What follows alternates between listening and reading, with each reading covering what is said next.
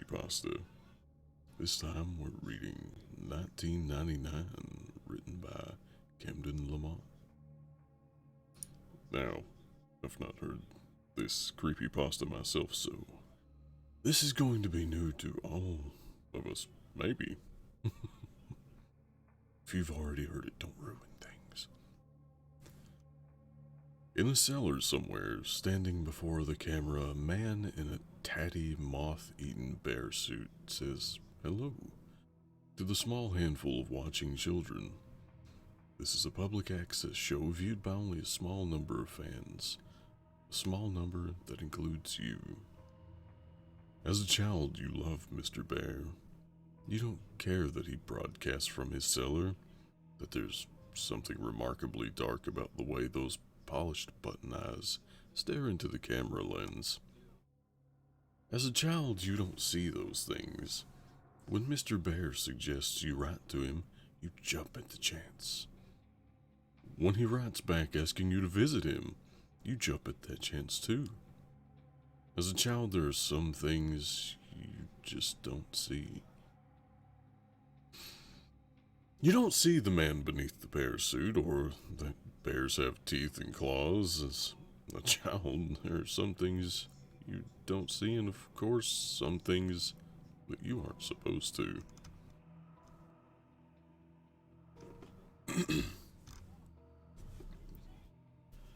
Now for the full read. The year is 1999. That sentence brings me back to my senior kindergarten class, when I was 5 years old, where we used to read out the date on the blackboard every single day.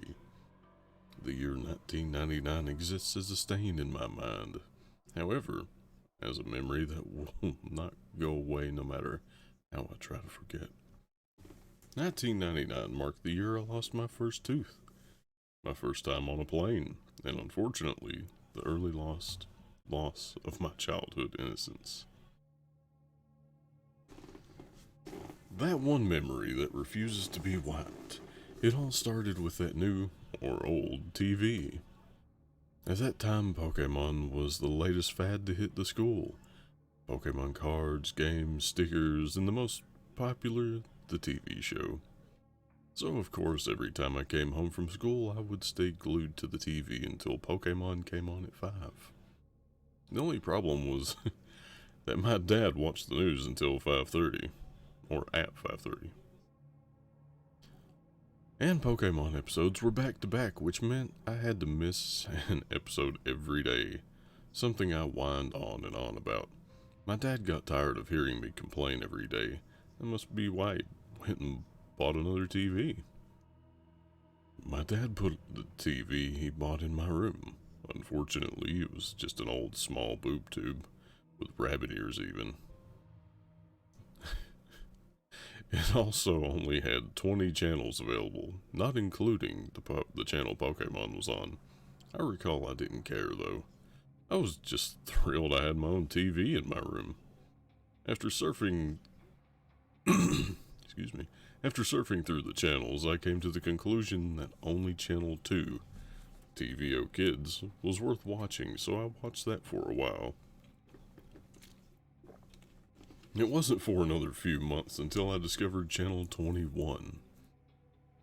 One day in April, I was flipping through the channels trying to see if Pokemon was on. I pressed channel 21 into the remote hoping there were more channels. And to my delight, there was.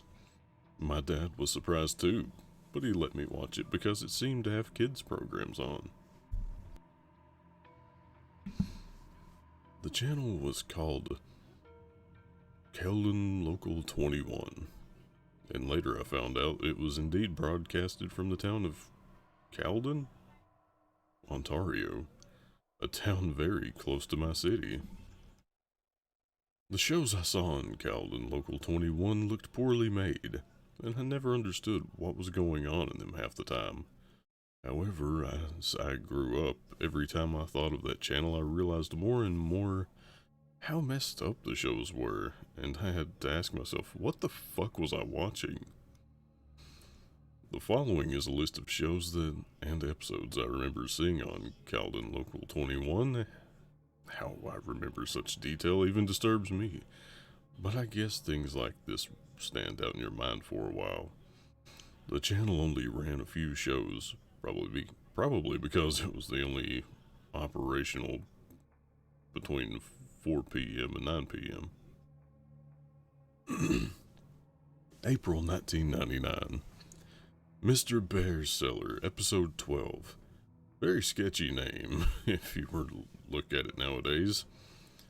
A show featured a guy wearing a bear mascot costume who would get a new visitor into his cellar every day. It was always a kid. The show was filmed with a camcorder, and not a very good one either. The police asked me a lot of questions about this show. Okay, we just jumped to the police.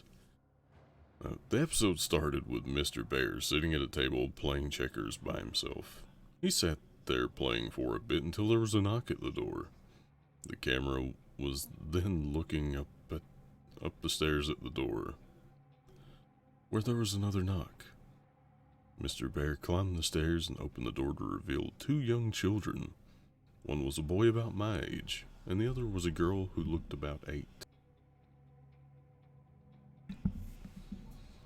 Mr. Bear danced in delight, and then started talking to the kids.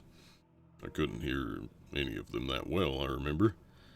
Mr. Bear then led the kids into the cellar, which was quite dark, only lit by a small oil lamp on the table. I really can't remember that much more except him singing a song which I couldn't hear too well either, probably because of that large bear mask. The episode ended with them playing hide and seek, with the kids hiding in a closet and Mr. Bear counting. May 1999. Soup and Spoon. I don't think this was even a show. I think it was more of a special movie thing. All I know is I stopped watching Calden Local 21 for a while because I thought the show was too stupid, especially since Pokemon now came on at 4:30 and 5. I don't remember much of this, but it showed a can of soup and a spoon, both attached to strings, swinging back and forth as if someone was holding them and dangling them in front of that camera. Interestingly, though, the show was shot in a basement, which looked just like the one used in Mr. Bear's cellar. Like I said, I can't remember much. The only thing I can remember clearly was the end. The entire thing was only half an hour, and just included stuff I found stupid, such as the spoon chasing the soup around, trying to eat him. The ending showed a table and about 7 kids sitting around it, each with a bowl of soup in front of them. They were sitting and looking at the camera, but with confused, almost frightened faces. The cameraman then held the can of soup in front of the kids and said, "Spoons ready?" And then it just stopped. July 1999. It was summer, and I hadn't watched Channel 21 for a while, until one day when I slept over at my friend's house, and I had decided to check it out again. My friend had gotten a TV in his room for his 6th birthday, so we stayed up very late. For us, 9:30 was very late, and watched TV. That's when I remembered Channel 21 and brought it up to my friend. We decided to see if it was on, and to our surprise it was. They must have changed the broadcasting time. Mr. Bear's Cellar, Episode 23. This episode was entertaining for my friend and me, mainly because it had swearing. However, now that I think of this episode, I realize something was definitely wrong when it was filmed. The episode started with the camera on its side, while it was facing Mr. Bear, who was walking upstairs to the cellar door. The camera then blacked out for about a second before fading in, back upright and facing Mr. Bear. There was also another kid talking to him, but this kid looked about 11 or 12. He was talking to Mr. Bear for a while, but I couldn't hear well. Again, the crappy camcorder. Until the kid started raising his voice. The kid was saying how it was late and his sister had to go home. You could also hear more voices in the background. I remember Mr. Bear clearly saying, "Get the fuck out, you're not invited," with a deep voice muffled behind the bear mask. I remember my friend and I looking at each other and laughing at the mention of the forbidden F word. But the episode got weirder. The kid began climbing the stairs before turning around and saying how he was going to call the police. Mr. Bear began breaking into a run towards the kid, who started screaming and running as well. The camera then cut out, and that was the end of the episode. The channel then turned to static shortly after. August 1999. I didn't want to watch Channel 21 after that. In August, I grew more curious to see if Mr. Bear's cellar for some reason, though. The last episode I saw of Mr. Bear was weird and had swearing, which also made me think the show was meant for teenagers. Nonetheless, I flipped onto Channel 21 when my dad was busy. Mr. Bear's Cellar, episode 28. Apparently this episode had been playing the entire month of August. It was studied a lot by the police. The entire episode was just Mr. Bear sitting in a chair talking to the audience. "Hello, kids. Do you want to visit my cellar? If you do, please write me a letter at this address." The screen then switched to a white screen with multicolored letters and reading the address. And that was what remained for the rest of the episode. This repeated for 5 hours every day until September came. And guess what I actually did? I sent Mr. Bear, or that sick bastard who portrayed him, a letter. I did it out of curiosity mostly. My dad was okay with it because he thought it was a legit kids show, but then again he never saw any of what was on Channel 21. So I wrote a letter using my best writing possible. I think I just said how I wanted to meet Mr. Bear. So my dad sent the letter to the address of Mr. Bear said on the show. It stayed on all day anyway for some reason. It took about a week to get a response, which I was surprised I did. I still have the letter I received on August 15th, 1999. The letter read, "Dear Elliot, thank you ever so much for your letter. I would love to have you in my cellar. We play games, watch movies, and go fire camping in the middle of the woods. Come to my house at," the police cut out this address, "Caledon, Ontario, Canada. I look very forward to having fun with you. Love, Mr. Bear." I cannot believe my dad never found this sketchy because he actually took me to the house.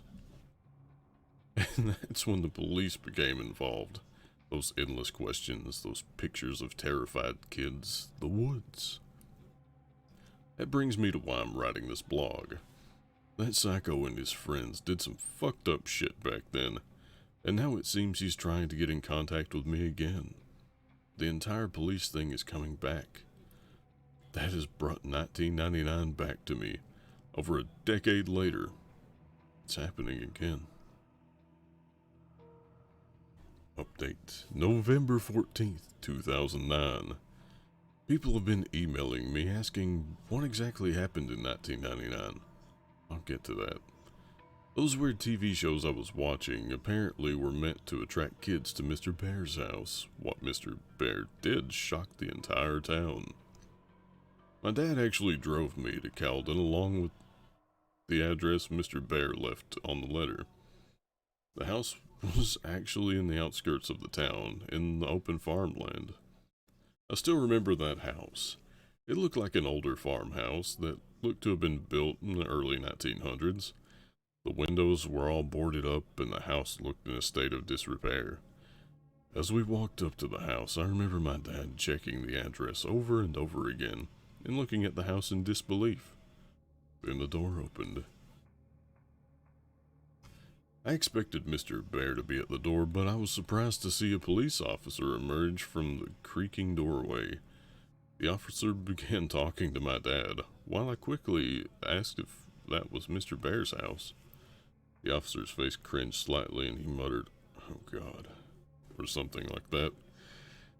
He started talking quietly to my dad so I couldn't hear, although my dad told me to go to the car anyway. And then we just went home. My dad was quiet the whole way home. I felt something strange had happened. My dad never told me what happened for a while. I forgot about it anyway, too. Channel 21 no longer came on, and when I asked about it, my dad would not acknowledge its existence. I think it was when I was 13 where I learned the truth. I remembered Channel 21 one day and asked my dad about it. I guess he finally decided I should hear the truth. Caldon Local 21 was a local TV channel that ran from October 1997 through August 1999. In the Peel region of Ontario, the entire channel was made from a house in Caldon, the one that I visited, and run by a man who was not really known by anyone in the town. The channel was only available to older TVs because the signal was only picked up by rabbit ears, because it was a weaker frequency. The man created all the shows on the channel, all of which were kids' shows. He was Mr. Bear, and he was the mysterious cameraman. The real reason he created the channel was more disturbing than what was originally thought. As you might have already guessed, he kidnapped kids and held them in his cellar. But while most people thought he was a serial child molester, he really wanted to use the kids for another purpose. The day I arrived, the man had fled his house the night before. The day before the police went for another investigation. I wasn't the only one who was watching. Update, December 2nd, 2009. Sorry for not answering any questions for so long. I haven't accessed my email account for some time. Anyway, let me finally set things straight about what I know. Back in October, I visited the house previously owned by the man who ran Caldon Local 21. 2 women lived there, operating a daycare business. How ironic. Now to the answer to the questions you guys emailed me. Question: who else watched Caldon Local 21?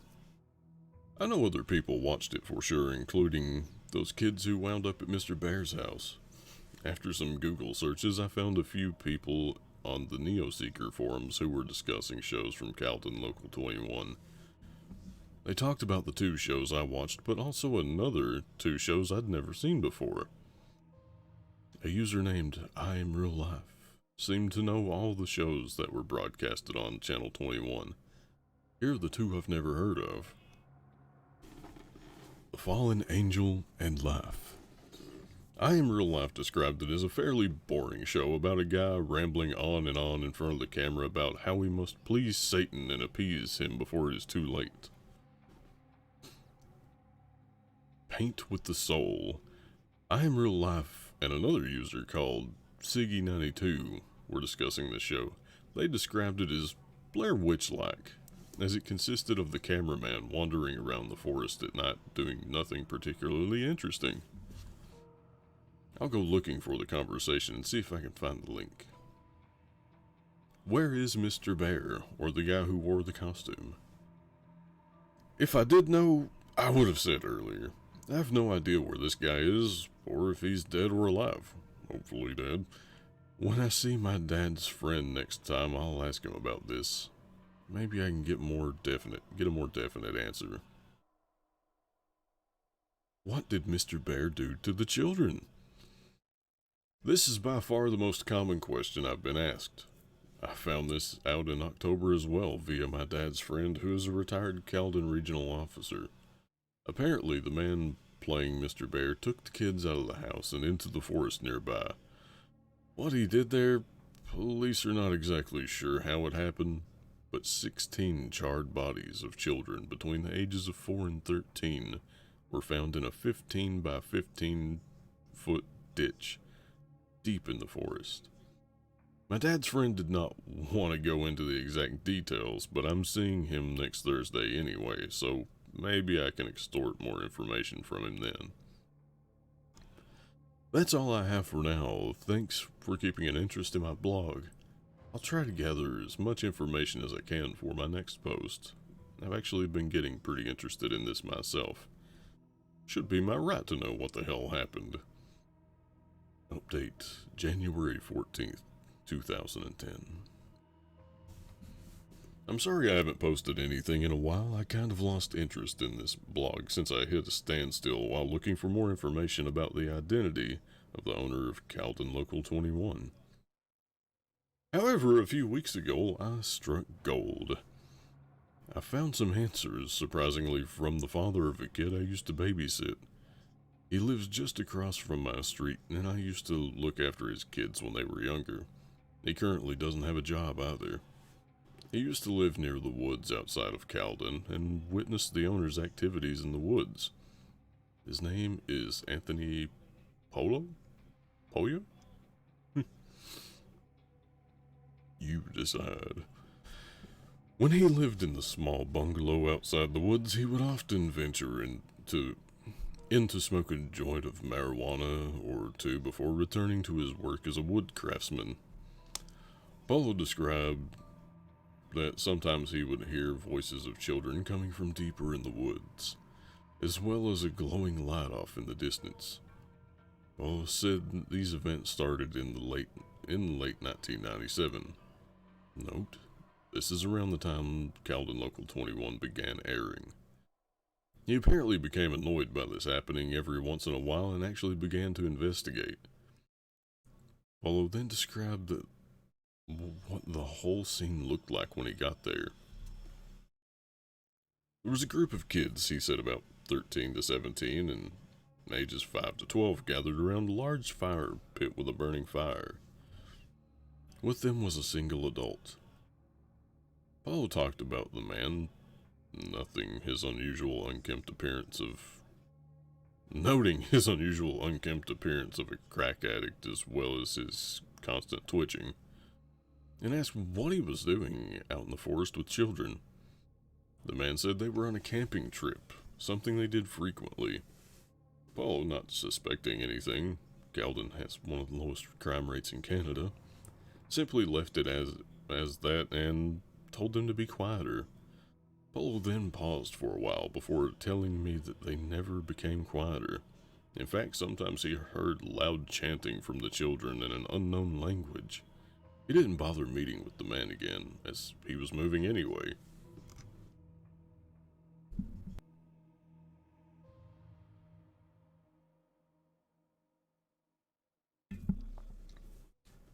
I told Paulo that the man was probably the owner of Caldon Local 21, but he doubted it, as he heard the man was moving to Pickering by several other residents in that area. Here's what I know now. The man would take kids into the woods regularly for camping. The fire pit Paulo described may be the hole the bodies of the children were found in. The children Paulo saw are probably the ones found dead. The man moved to a city called Pickering, a smaller city east of Toronto. I will discuss this with my dad's friend, the ex-cop, and see if this matches anything the police know about the man. I also want to see if he has any other knowledge of what was aired on Caldon Local 21. Update, February 10th, 2010. Good news, guys. I talked to my dad's friend and he disclosed a lot of information to me. First, I asked if the police had any information on the man who ran Caldon Local 21. He replied that they have only had the same leads for years and never found a suspect. However, the Peel Regional Police do have some of the tapes found in the house Caldon Local 21 was broadcasted from. He took me over so I could watch a few. I guess I haven't said much about him yet. My dad's friend's name is Mitchell Wilson. Pretty nice guy. He seems to understand my thirst for knowledge on what happened during the late 90s in that house.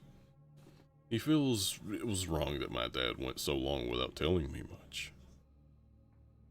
He took me to the Davis Road Police Station. If you don't know, it's the largest station in Caldon, and one of the largest within the Peel region itself. Each of the main stations around Peel have some of the tapes. I was able to watch all of the footage that the Davis Road Station has. Unfortunately, I wasn't allowed to take any tapes home for obvious reasons. Paint with the Soul, Episode 10, Garbage Thrown Away. Paint with the Soul was one of the shows that I Am Real Life and Siggy 92 discussed on Neoseeker. I told the police about this and they informed me that 12 episodes of the show were made and broadcasted between December 5th, 97 and January 8th, 1998. Exactly as I Am Real Life and Siggy 92 described, the episode opened with the cameraman wandering around the forest. It appeared to be during the evening as it seemed the sun was setting. The cameraman walked along the path until he got to an area where there was a lot of garbage lying in leaves. The camera looked around at the various wrappers, bottles, bags, and boxes, making sure each item got a few seconds of screen time. The camera then focused on a single area before the man spoke. I recall he spoke in a very timid, quiet voice, and I swear I've heard it somewhere else before, like on another Caldon Local 21 show. I could barely hear what he was saying, but he mainly talked about how humans are garbage, or something that had to do with saving ourselves by cleaning up the garbage us. It actually sounded really stupid, but still a feeling of dread came over me. I mean, that forest was possibly where those bodies were found, right? Mr. Bear Cellar, Episode 25. When the police administrator brought this tape in, I actually said, "Oh shit," and chuckled a bit out loud. Of course, I got stares from the staff, but Wilson explained to them about my little experience with Mr. Bear and how I still kept the letter he sent me. Like the previous episodes, this one included a guy wearing a bear mascot costume. The episode began with Mr. Bear waddling over to his cellar door with a bottle of orange juice in his paws. On the ground were 16 shot glasses as well as a small bottle that contained an unknown liquid. Mr. Bear poured an equal amount of the orange juice into each glass before opening the smaller bottle and depositing one drop into the glasses. Mr. Bear then went off camera. There were some minor sounds such as shuffling, and then Mr. Bear emerged from behind the camera's location. Following him were 16 children. Some looked as young as 4, while others looked like they were practically teenagers. As the children entered, the administrator commented that this is the only episode that showed all 16 victims. The kids all looked rather content except for this one who had visible bruises on his face. And unlike the other kids, he had a more fearful expression. He also looked about 11 or 12, which caused me to recognize him. He was the kid who asked about his sister and subsequently met an unknown fate at the end of episode 23. That's one episode I watched during July 1999. When I told the administrator this, he confirmed it was the same kid. He was also featured in episode 24, an episode that only aired once at 3 o'clock in July 1999. The police have still not found this tape. Mr. Bear then broke into song, singing about citrus fruits and how good vitamin C was for you. I could barely hear the lyrics as they were muffled by the bear mask. The kids all drank their juice, the one from episode 23 doing it rather reluctantly, and the episode ended. After viewing the tapes in possession of the Davis Road Police Station, I'm satisfied, but only temporarily.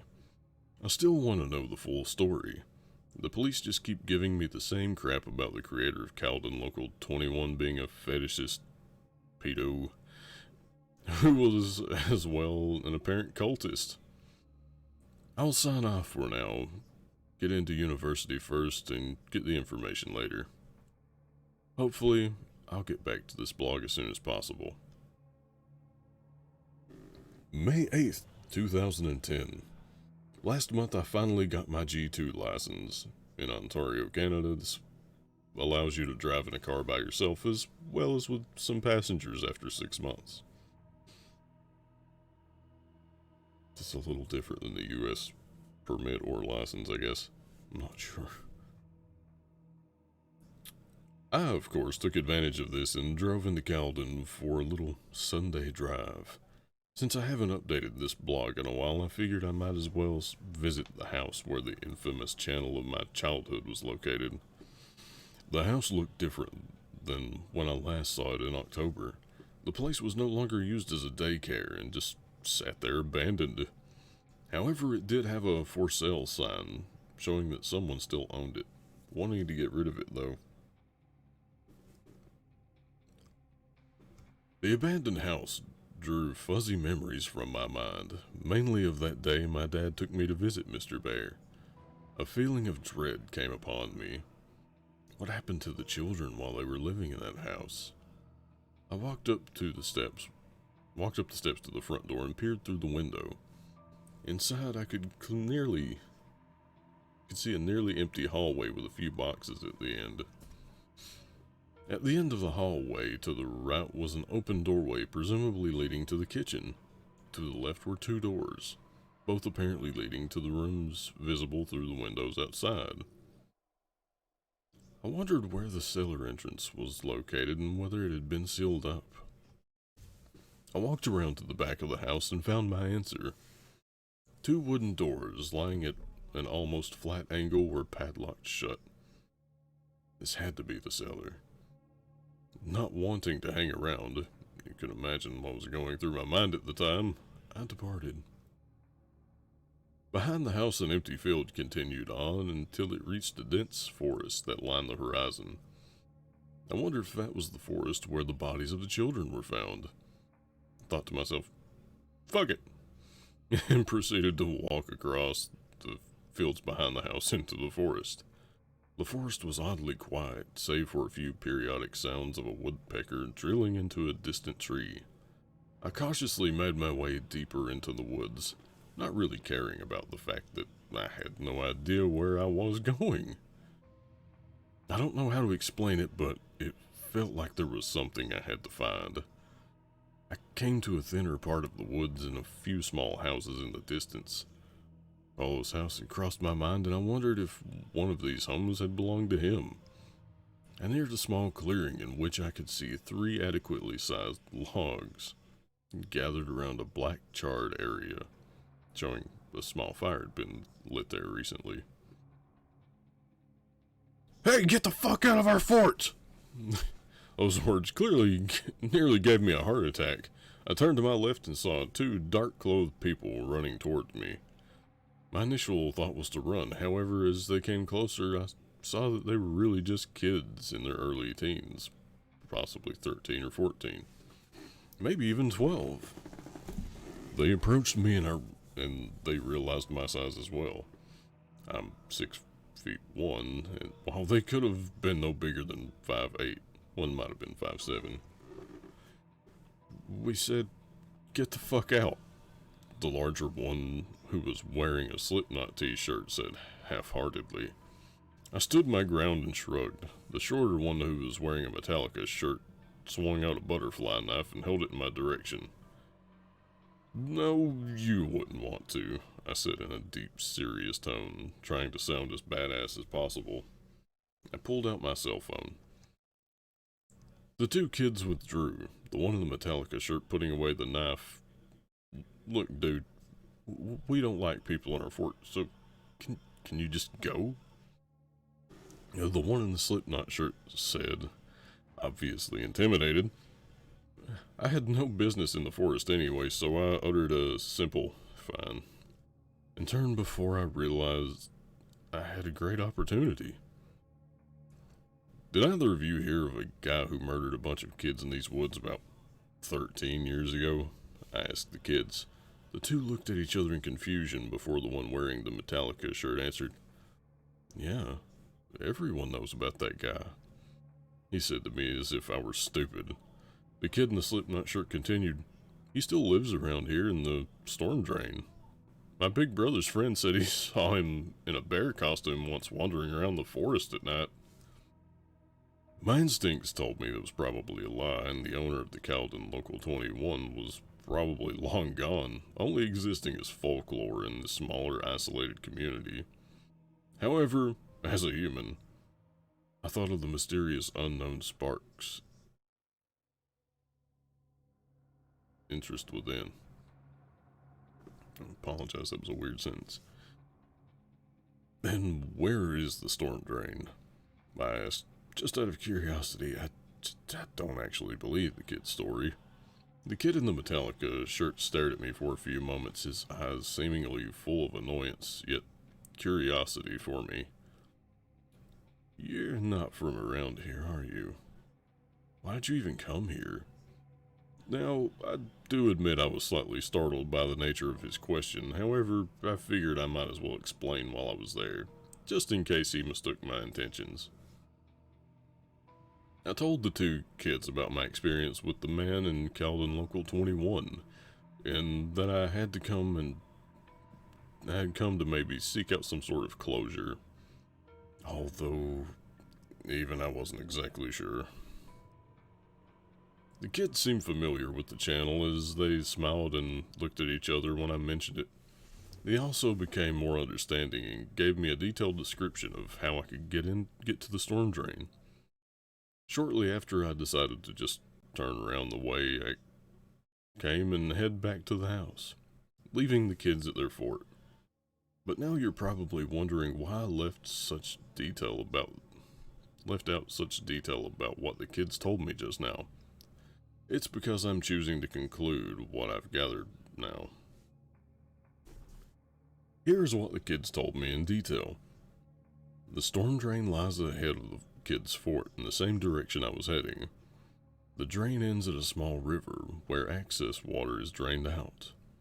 Near here is a small playground. The kids told me people rarely use it. The man supposedly lives in the large pipe that rainwater drains out of. People have seen him, although always either wearing a bear mask or the mask in full bear costume. Note, I do not believe this is true, and in fact simply a myth made by residents of Cowden. The story does not seem plausible in any way. Why did no one call the police? Didn't this guy look suspicious? And other questions like this leave the story invalid. I may visit the storm drain, not because I believe the story, but because I want an excuse to visit Cowden again. So this blog doesn't die. With no more tapes to watch, I don't know what to talk about anymore. Thanks for continuing to support me and my blog. I know many are looking forward to more information about what happened in Cowden during the year 1999, and I'll do my best to continue my research into the topic. Elliot out. October 2010 update. Wow, nearly 5 months since I last updated. I'm guessing everyone pretty much thinks I was dead, right? Thankfully, I'm not. But in all my seriousness, I really have been busy the past few months. And a blog about something that could have killed me as a kid is a little low on my current priorities list. As of now, I'm living in Waterloo, Ontario, attending the University of Waterloo for computer engineering. Yeah, I'm a keener. As you can imagine, engineering is no walk in the park, so obviously I nearly forgot about this blog. But as you can see now, I'm back. I remembered to visit the storm drain the kids from Cowden Forest told me about. It was out in a clearing between the wooded areas, nearby a marsh. Unfortunately, I found absolutely nothing, save for a turtle that retreated into its built-in home when it saw me. I snapped some pics of the pipe, which I've posted as well. Also, let me tell you, it was not a storm drain like they said it was. What I saw was a simple pipe, possibly to channel the excess water from the marsh. When I returned from Calden, however, I simply kept putting off uploading everything until I forgot all about my blog. It just didn't seem important anymore. Please forgive me. It wasn't until recently that I'm now interested in my case again. On September 10th, I received an email from this email address, returnthebee@hotmail.com. Funny, am I right? Well, it gets better. I'm going to copy and paste the exact email this guy sent me. Dear Elliot, my dear, dear boy. You see, this story may or may not be true, but it could happen. There are many slots for airtime. If you have money, you can have a public access TV channel. Some public access channels share airtime, like EWTN, a religious channel based out of Michigan, that shows Catholic-based programming but during off-air hours have independent shows or just blue screen. Cable networks have empty channels available for rent space, so the scenario of a pedo renting a channel on basic TV is not far-fetched at all. However, public access TV is widely reviewed and can be terminated at any time. These are the rules set for the US, not for Canada, where the story took place. So if this happened in the US, the pedo would be tracked and arrested immediately. Yes, this story could happen, but it is unlikely. 100 fuzzy hugs, Mr. Bear. Now, obviously, this letter is fake and sounds almost corrupted, but still, I would like to thank whoever sent it. Though they could use some English lessons, just reading this letter creeped me out. But because of it, I'm now full of this new interest to continue my blog. I guess it's just funny trying to pursue the mysteries I've always questioned. Now my roommate knows all about this. He thought the letter was real and actually seemed more scared than I was for a second. But then I shrugged it off. So did he too. I mean, what are the chances of this being real? How would Mr. Bear know all this about public access TV and about when I went to Calden on those occasions? More or less know my email, or me still be interested in his seller. Ha. Weird one. I'm going to send a reply to Return the Bee. Wow, just looking at the email address, you can tell someone wanted to freak me out. It didn't really work, though. Although, to whomever you are, thank you for sparking my interest back into the full matter. Maybe I can find out more about what happened to Mr. Bear. Hopefully, because although I don't buy that email, a part of me still feels anxious. Thank you to all those who are still following me and have become avid fans. You are also why I'm choosing to continue this. Thanks, guys. Update. November 7th, 2010. Wow, I can't believe this blog hasn't been deleted yet. I haven't posted anything for so long. I have my reasons, and I'd rather not discuss them just yet. It's been a rather traumatic year for me. Some of you were right. I shouldn't have gone back trying to relive the mysteries of my childhood, but I couldn't resist. It's been over a year since my last post, and a lot has happened.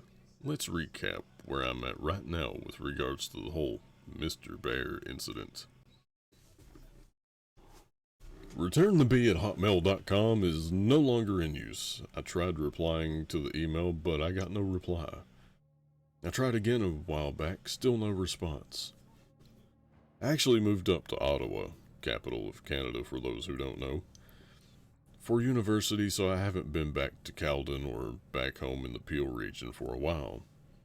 I had my reasons for leaving, as you could guess why. I've had to make a new email account because people keep prank mailing me pretending to be Mr. Bear. Thanks a lot, guys. Not. Why have I ventured back to this blog? Mitchell Wilson, remember my dad's ex-cop friend, gave me a phone call on October 23rd about a tape that was found in a branch of the Brampton Public Library. Brampton is my hometown, in case you haven't picked up on that. He claims he isn't allowed to discuss the contents of the tape with me as it's still in evidence, but he asked me to come check it out when I return home. The tape got the gears grinding again because we all know what was on the last tapes I saw. I can only imagine what could be on it. I'm guessing it must have something to do with Cowden Local 21.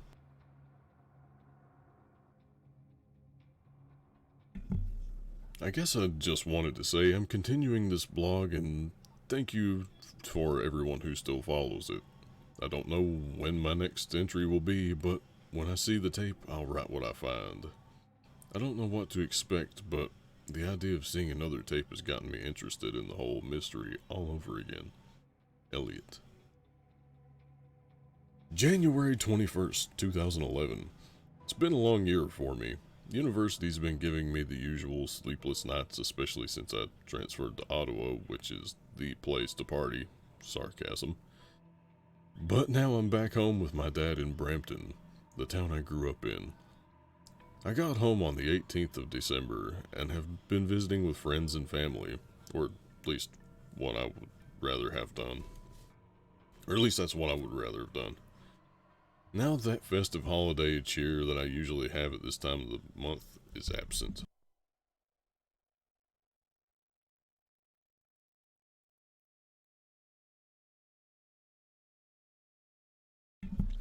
To answer the hundreds of emails and comments I got, yes, I did see the tapes that my dad's friend, Mitchell Wilson, promised to show me. These tapes, however, act as a curse.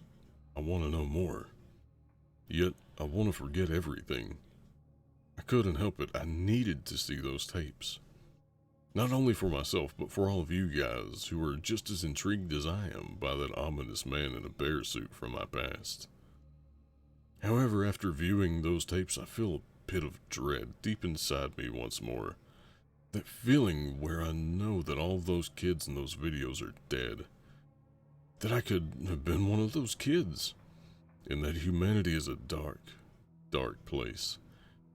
If you haven't skipped this paragraph for the juicier details below, thank you for listening to my rambling.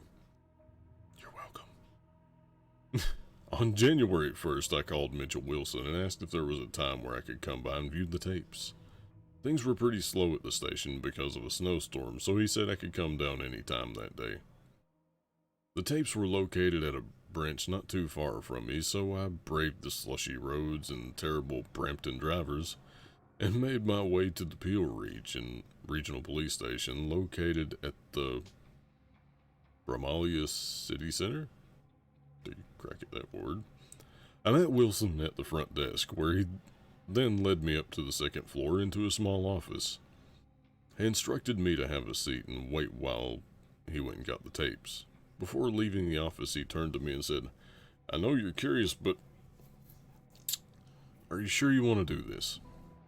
Of course I did, or at least I thought so. Besides, Wilson's friend had pulled a lot of strings to get me in there, and I didn't want to waste the opportunity. This particular station had 2 tapes on hand. I was only able to watch a few minutes of footage, however, because the second tape was apparently too damaged to be played on a VCR. Mr. Bear Cellar Episode 30. Mr. Bear never ceases to disturb me, especially after what almost happened when I was younger.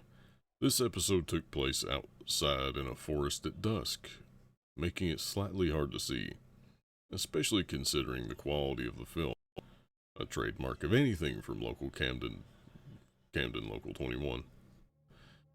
The episode started with the camera being held in the paws of Mr. Bear, aiming it at himself. That bear mask, it looked more sinister in the shadows of the trees. The unmistakable, muffled voice spoke up. "Hello, children. Today I'll be doing a wonderful thing for my friends. I will be delivering them to a faraway land where they will surely be happy." Mr. Bear turned the camera around to show an ATV with an attached trailer.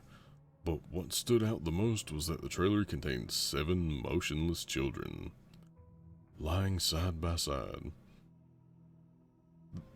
This here is the first load, but more will be on their way soon. Mr. Bear turned around and pointed the camera at a large burlap tarp spread on the ground. He picked up the tarp, revealing a large hole that had been at least 12 feet deep and maybe about 15 wide. The rest of the episode consisted of Mr. Bear taking each kid and dropping them into the hole. I asked Wilson if they were dead, to which he shook his head and replied, "Not yet." Soon all the kids were in the pit. Some were in awkward positions due to being tossed in, but they remained unconscious. The vitamin C will surely help these children on the great journey that awaits them, Mr. Bear mentioned as he panned the camera towards multiple bottles of gasoline beside a bush. Okay. The camera zoomed into the bottles as Mr. Bear hummed before the episode ended. Wilson revealed to me that these were 7 of the 16 victims found burnt to a crisp. The gasoline is what the man playing Mr. Bear used to light them on fire. A pit full of burning children. Who the fuck would do that? That feeling of dread found me once again, and when I realized that I could have been one of those kids. Wilson then explained to me that he had previously lied. The other tape confiscated by the Grimalia police branch did indeed work and contained the filming of the actual burning. However, he felt I wouldn't be able to handle the disturbing and graphic nature of the episode. And you know what? Maybe I can't. I don't even want to see it. I'm satisfied for now. But I just need some time to get myself together. The thing is, the man who ran Caldon Local 21 is still out there. More to come soon. Elliot.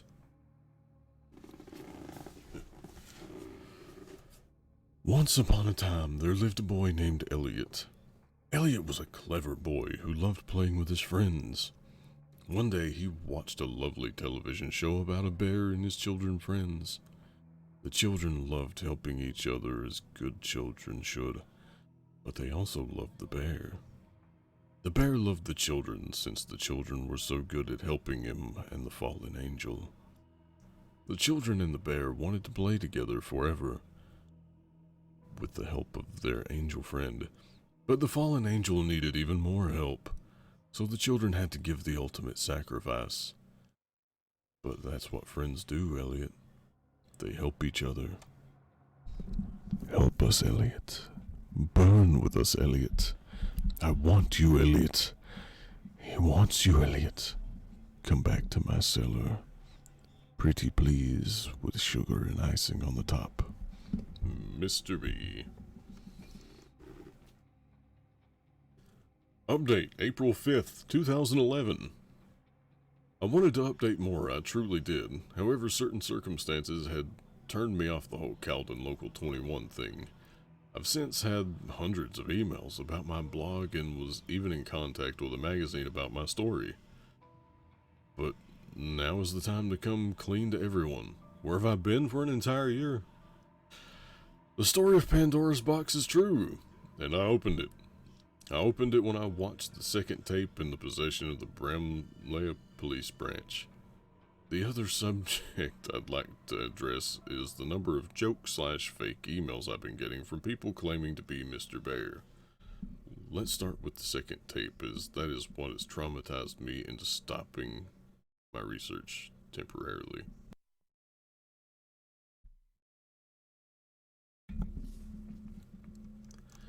After a few weeks of playing silent, I decided to ask Mitchell Wilson if I could view the infamous second tape he had talked about. I don't know why, I just felt like viewing the tape would give me some closure. Wilson was obviously reluctant to show me, but I was persistent. He gave me an offer. If I was still interested by the time I turned 20, he would show me the tape. Not being able to do much else, I just played the waiting game. By the time my 20th birthday rolled around, I was definitely still interested in viewing the tape. I gave Wilson a call, during which he admitted that He had hoped that I would forget about asking him again, but I was not taking no for an answer. You really don't need to see it, he kept telling me, but I did need to see it. I had to at this point. Sure enough, he invited me to the Bramley branch on one Monday afternoon.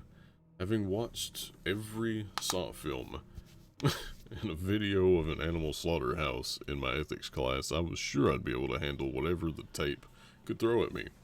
How naive I was. Mr. Bear's Cellar, episode 31.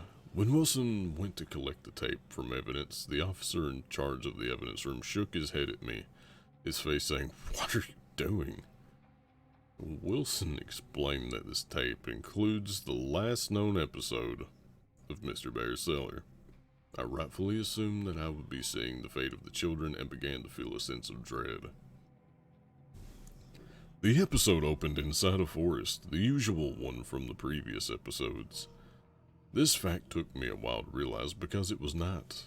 The trees and leaves just looked like shapes dancing around in the darkness. A faint glow of light was present on the right side of the screen. There wasn't any apparent audio. It appeared to be a windy night, yet the trees weren't making any noise. Slowly, the camera began to pan towards the glow, revealing smoke rising from a hole with the tips of flames peeking over the top. Wilson paused at this point. "Are you sure you want to see this?" he asked me. I insisted on it, even though a voice in my head was telling me not to. The video continued. The cameraman moved towards the hole, showing the pit of fire. This was the hole that I had seen in the previous episode, only this time it was filled with shapes. I could see shapes moving around, fluttering, flailing, some motionless. I knew perfectly well what they were. The camera began to adjust to the light and burning flesh, red, black. A blur of surreal movement and colors. I wish I could forget what I saw, but you can't forget a scene like this. This was not a horror movie, this was reality. Human beings were being killed in a horrifying way, a fate that I could have potentially met. The video suddenly cut to dawn, the camera now positioned further away from the hole. The fire was out, however, there was still smoke rising up. A figure was up ahead. I recognized it right away. The Mr. Bear suit was laid out on the ground, empty. It looked just as unnerving. The suit was laid out in the shape of a cross. The cameraman did a lap around the suit, treating it like a treasured artifact. Placed at the head of the suit was a sign. In bold red letters, INRI was printed. The cameraman moved back to the end of the suit, zooming into the bear's face. The episode finally ended. I was speechless. It was like a dream.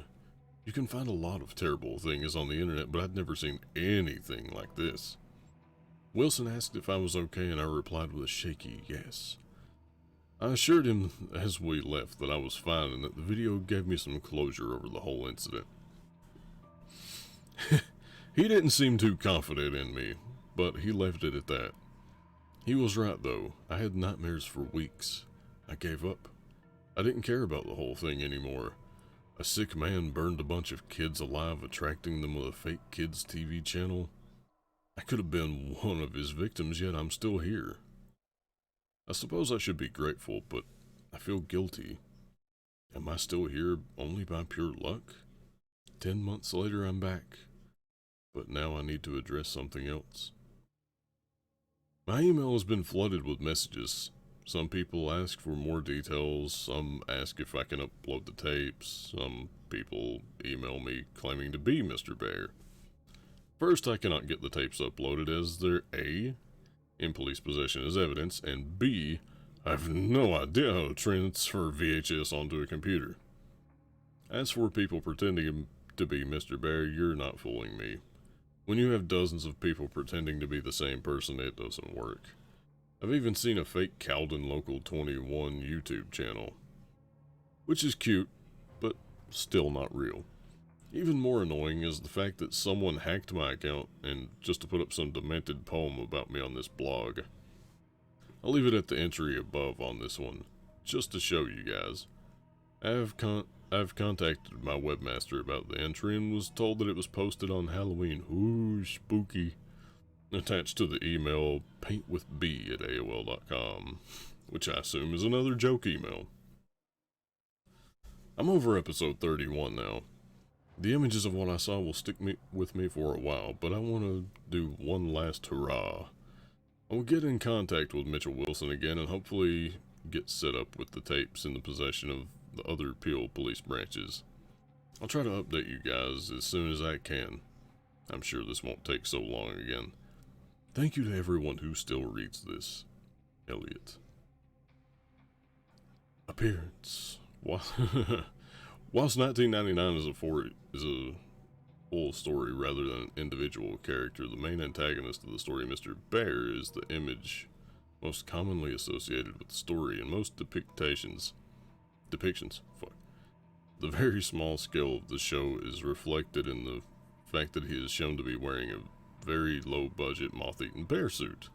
In some versions, eyes are missing, or the mouth is unusually distorted. For example, appearing more circular than an actual mouth, and being full of more human-looking or broken teeth.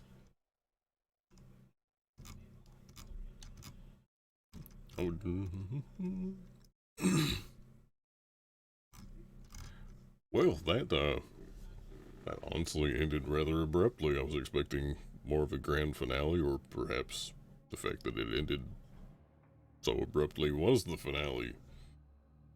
Because, I mean, he didn't mention the Henry thing until later, but at the top and bottom of the poem he got was the same shit. So I'm assuming what he was trying to do was say he's going for one last hurrah and delve into this shit, but the actual Mr. Bear got him. I don't know. It was a good long read, though.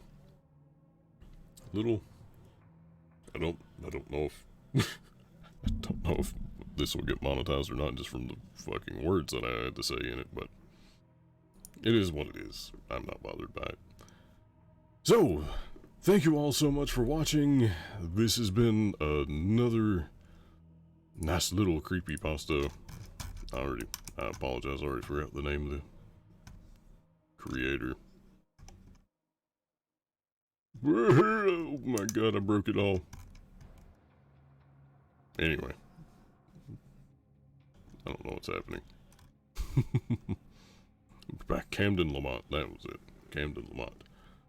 So, much appreciation to Camden for writing that. It's pretty